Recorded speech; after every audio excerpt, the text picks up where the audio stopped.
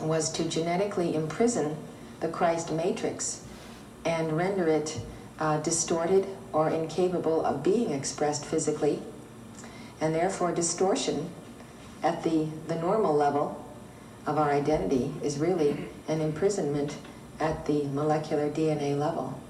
And I think this film cracks that wide open and makes us realize we have to do astrayas on the DNA chain, on the seat of the soul chakra, and on our procreative faculties. Our ability to transmit the image of our Christhood to new generations of light bearers incoming. It's very uncomfortable to think about. It's the same thing we understand in terms of the robot virus. A virus is a robot creation created by the fallen ones, the scientists. And it, if you look at it under a high-powered microscope, you will see that it looks like a little mechanical man. And it enters the cell and does war against the components of the cell, the white corpuscles. I'd like to respond a little bit to that point in terms of the boring quality that we saw in Tron, and my experience that to feel that same boredom, and when you might say, is this going to be over? When's this going to end? You say to yourself. It's almost like you really don't see an out. Is the personal experience I had while I was watching that movie, and it reminded me very much, Mother, of 2001 when I saw that movie, and it had some of the same feeling when they were battling the computer, actually, of the astronauts inside the spaceship. And there was that same quality of when is this going to be over? So it's, that may have a racial memory too. The funny thing about it... I guess it's not mine alone. The funny thing about 2001, you can't wait till the movie's over. It's so long and drawn out. And you can't wait to get out of it, but you realize that what you're seeing is almost infinite space, but it's an astral slice of space. And no matter how vast this astral slice of space is, you still can't wait to get out of it, and you feel confined. Trapped. And I don't think anyone who's ever contemplated the first passenger ride in space across the solar system has ever contemplated that his reaction to the whole scene would be one of immense confinement. Supposedly, it's supposed to be a grand opening to eternity, but it isn't. As long as you're in matter and in the astral plane, there is really no way out. You have to discover the trap door, as Mark used to say. The trap door to the ascension, the trap door through your Christ self.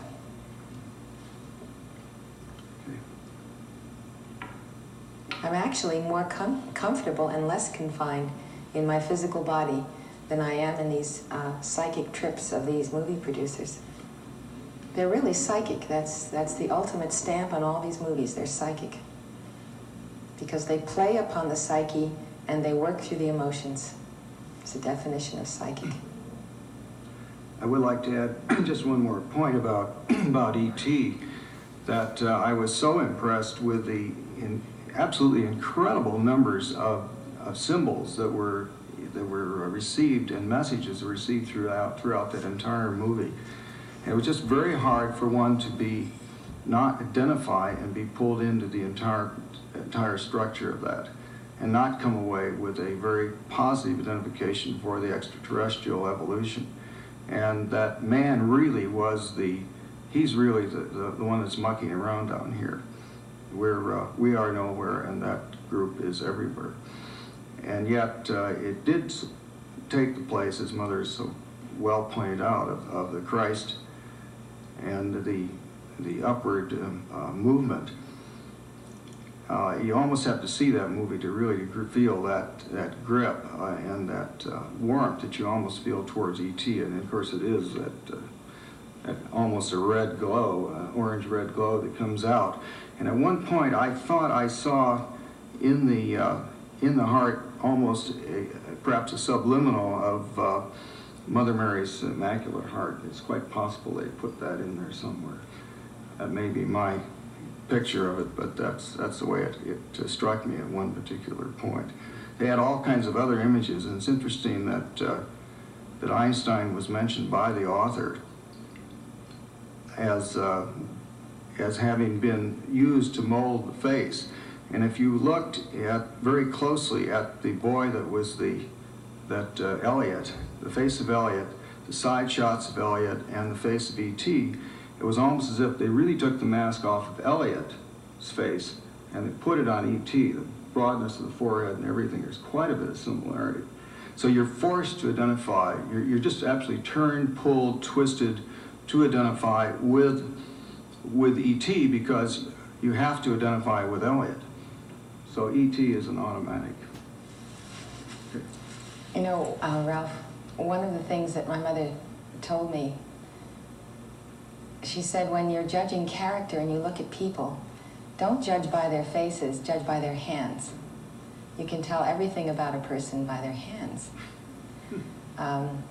The study of the hands is quite a science. I have never really gone into it with any degree of zest. But hands are really amazing. And the hands of E.T. that are shown, silhouetted, ape-like, reptilian-like, very unpleasant, do reveal the nature of the beast.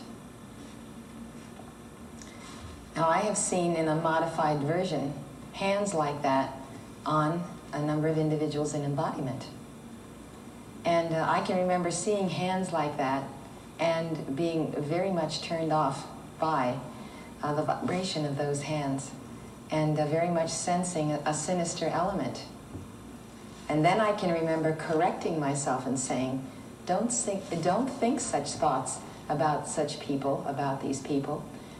You should love all people equally, and you should not take exception to someone simply because they're underendowed and they happen to have ugly-looking hands.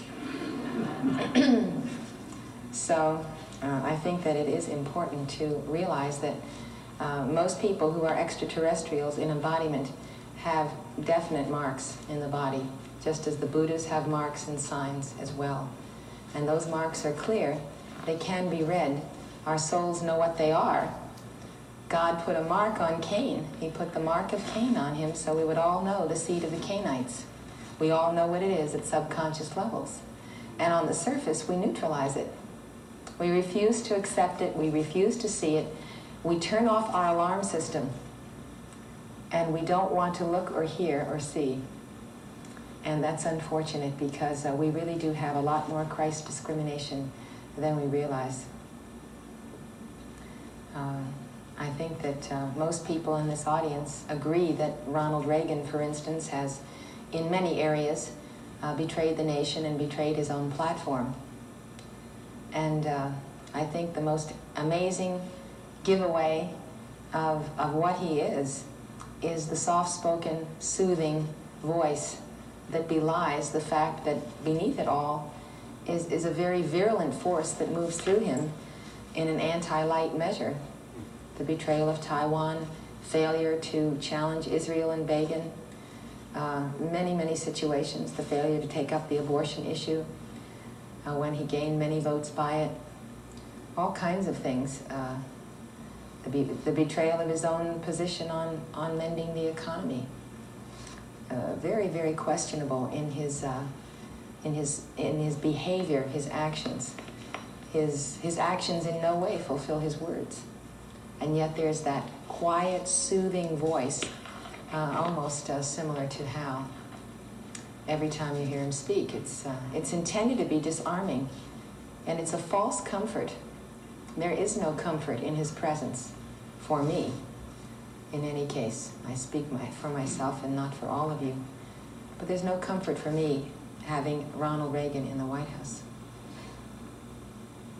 except as a lesser of evils. I mean, we know it could be worse. The problem is it could be a lot better. Do you want to add anything? Along the line of that comforting voice, E.T., when he was being trained by Elliot to speak, the word home kept coming up, except it sounded like home. Right. It's true. Like what? Home. It was very pleading. Mm-hmm. And of course, all of us long for home. the great central sun, and places we cherish. So we empathize with it.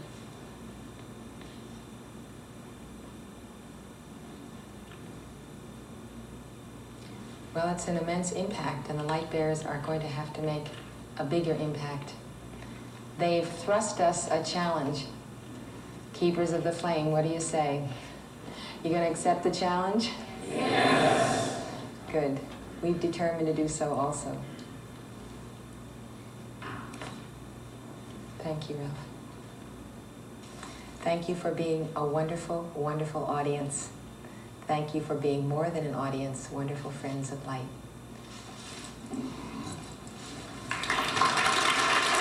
Thank you.